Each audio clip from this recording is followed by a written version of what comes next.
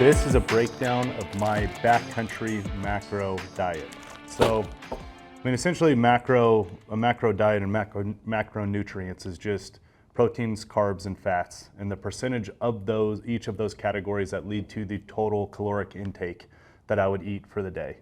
So to put it in perspective before we start here, on a day-to-day basis in the office and day-to-day life for me, I eat 2,800 calories. 50% of those calories are from protein, 30% of those calories are from carbs, and 20% of those calories are from fat. Obviously, my day-to-day life, though, is pretty lazy, honestly. I work out really hard every morning for an hour and a half, hour and 45, and then I essentially sit in an office for the rest of the day. As sad as that is to admit, and as sad as that is to say, pretty inactive, honestly. Go home, play with my son at night, but that's just kind of normal activity of calorie burn and calorie breakdown. So, but in the backcountry, it's very different. Backcountry is obviously extremely heavy in activity, getting in, and then obviously activity bivvy style hunting in the backcountry elk it's very active based. I'm bringing no glass, no tripod, no nothing. I'll be on our feet all day long chasing elk. So my macros change a lot going into that because I am now focused on all day activity. I am focused on energy at all points of the day. And I'm also focused on endurance-based macros, which my caloric burn is going to be much higher, which in turn is going to change the macros that I need to fuel myself properly. And so this is my breakdown. I have 3,895 calories going into this hunt. So I'm going from 2,800 to 3,895. I really wanted to get to 4,000, but I also wanted to keep my weight of food under 2 pounds a day. And I got really close on both of those. I failed on both of them, but I got close enough that I'm willing to accept it. So I'm 2.1 pounds of food a day, which is what's in this bag. And I'm at 3,895 calories. So that's where I'm at. So what I really changed in my macros for the backcountry is I am unwilling to eat less than 1 gram of protein per pound of body weight per day. I think a lot of America, a lot of people are highly protein deficient on a day-to-day basis. I think you should at least eat 1 gram of protein per pound of body weight every single day.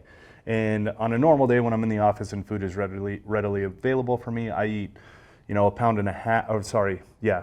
gram and a half per pound of body weight is typically what I do on a day-to-day basis. So that's where I was starting with is my protein has to be 235 grams per day. That's 1 gram per pound of body weight for me. And then from there, I wanted my fats to be very heavy because fats create the long-standing endurance. Fats are very healthy for, bioavailability of the other nutrients that I'm eating. The high fat content level helps my stomach actually digest the other nutrients I'm eating. And carbs for me, I do very well on carbs, but only to a point. I get very lazy and lethargic with too many carbs. So I capped those at a level that I thought was good. I capped them at 400 and I ended up coming in at 374 grams of carbs a day. So that's where I kind of started to round this whole thing out. Where it broke down for me now is going into this hunt, I have 25% protein, 38% carbs, and 40% fat is what my macro breakdown is for this bag of food. So where that starts and what that food looks like for me is in the morning, I will wake up and I will eat 695 calories of this green belly bar. I'll eat the entire thing first thing when I wake up. 695 calories, 29 grams fat, 90 grams of carbohydrate, and then 18 grams of protein. Decent amount of protein, not a ton. Good carbohydrate to help my glycogen be full in my muscles, that fuel in my muscles. And then the fat content will start me out on a high fat content for the day. Obviously, with my fats being 40% of my calories for my backcountry meals, it's obviously going to be pretty high per thing that I'm eating. So this is what I start with, is the green belly bar. This one is the spiced caramel apple. It is fantastic. If anybody's ever had it, it's highly recommended. This thing is awesome. And then from there, I'll have a snack. And my snack is this Fitcrunch bar. There's 30 grams of protein in this. which helps me get to that protein level of macro content that I want to get for every day. This is the peanut butter and jelly, so I'll eat this with a carnivore snack. So I'll eat, right here is the chicken. So this is 2.5 ounces of chicken. It's essentially just dehydrated chicken and salt. That's all it is. High sodium levels, which we can get into on a basis of macros, but sodium and electrolyte content is obviously very important through food. It's much more bioavailable through food than it is through a liquid supplement. So I try to have high levels of sodium, potassium, magnesium through my food. High sodium right here in this. So I'll eat this Fitcrunch bar and this Carnivore Snax. This is chicken, 2.5 ounces. So I'll eat this as a snack. And then I'll go into lunch, which lunch is my biggest one, for a good reason too. Actually, it's my second biggest one behind dinner, but throughout the day of hunting, this would be my biggest. This would be like when we actually sit down and have a break next to a river, hopefully on a dead bull, something like that. And what it starts with is so these are Mission tortilla, carb balance tortillas. So the reason why I did carb balance is because I don't want to go over the 400 grams of carbs, and the carb balanced tortillas help me stay under that total level of carbohydrate. And so these carb balance, these are actually really good, and they have 19 grams of carbs per one of these. And that's so it helps me. Typically they'd have like 30, these have 19, and I eat 2 of them because I want the calorie content, but not necessarily the carb content to be overloaded on carbs and get bloated, heavy, lazy. That's how I get when I eat too many carbs, and I know that about myself from cycling through different levels and percentages and macros throughout the last several years. And within these tortillas, what I have is bacon jerky, and this is fantastic. Also highly recommend. It's from Cutz. High levels of sodium, low levels of sugar, which is very important for me. You don't have those insulin spikes and crashes to get that lazy, weird midday lulls from the sugar. And the Cutz, this is 8 grams of protein, 5 grams of carbs, 8 grams of fat from this bacon. And then also it's 1.15 ounces of bacon itself. So that's what's in here. So I'll put that in there with one Justin maple peanut butter with the bacon. Fantastic. This is it's my favorite meal for sure. And I love eating this. So I'll eat that. And then I'll have that with the cheese whisp right here, which is also fantastic. It's kind of hard to explain. It's like a really good Cheez-It, but in a way healthier form. It's just like air dried, just straight cheese is what this is, and it's really good. So I'll eat that, and then I'll have that with dessert, which is these Bobo's coconut bars. And I don't necessarily mean it dessert, but to me this is a legitimate dessert. Like, this thing is fantastic. It literally tastes like I'm eating a piece of cake. But overall, the macros in it are very good and fit within what I'm looking for perfectly. So why not add it, right? And then from there, I go to another Fitcrunch bar, another high level of protein with 2.5 ounces of Bison Carnivore Snax. I don't necessarily want to eat chicken all day long, so I try to switch up the flavors. But again, between these two, this is a lot of protein. These are my 2 snacks are kind of to round out my protein macro. It's where I'm going to get majority of my protein in, because these other ones are so carb and fat heavy. But like I said, I'm unwilling to eat less than 1 gram of protein per pound of body weight. And that's really important, because protein helps repair broken down cells. Protein helps a lot of different things in your muscle breakdown, all that stuff. I'm clearly going to have a lot of muscle breakdown having a heavy pack on, hunting bivvy style on my back all the day. So I'm trying to replenish those broken cells. So I need a high level of protein to do that. And I actually think that this is, the one gram per pound of body weight is the lowest anyone should go. So those snacks are how I get that in.